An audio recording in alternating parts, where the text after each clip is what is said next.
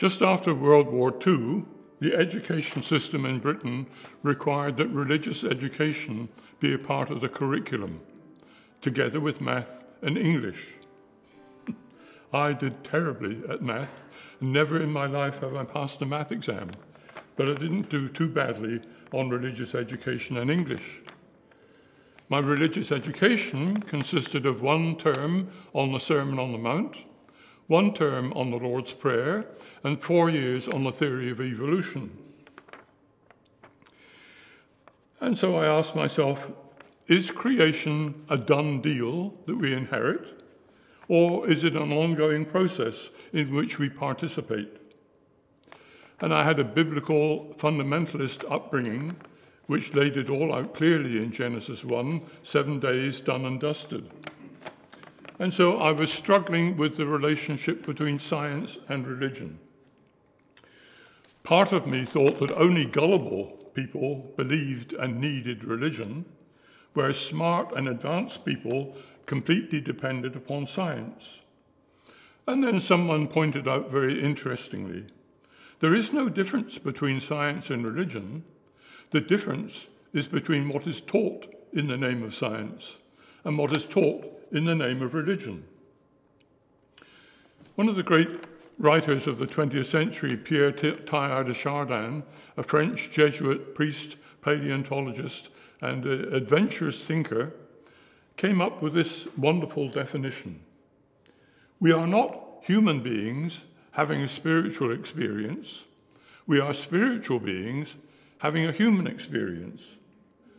That is to say, there is a prologue of a spiritual nature and an epilogue of a spiritual nature, and the main part of the story or the play is the human spiritual combination.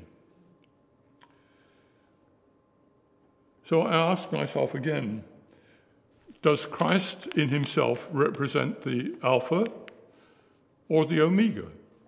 Is Christ behind everything and beyond everything? Or is Jesus himself just trapped in that shared human spiritual experience? So I came to the conclusion that all evolution draws upwards into a single point, and that single point, the Omega point, is Jesus himself. And from that, I have got to this position. The world has meaning, and life has a purpose. Just before we emigrated, we were going down the Underground in London, 1974 I'm remembering back to, and there was a wonderful poster of a Nautilus shell with each chamber occupied by the next advanced form of life. Began with a single cell, and out of the trumpet of the Nautilus shell emerged a human. And a quotation by Søren Kierkegaard was attached to it. Life can only be understood backwards, but it must be lived forwards. And so we are in this whole evolutionary process, representing not its end point, but a high point to date, but not the end point.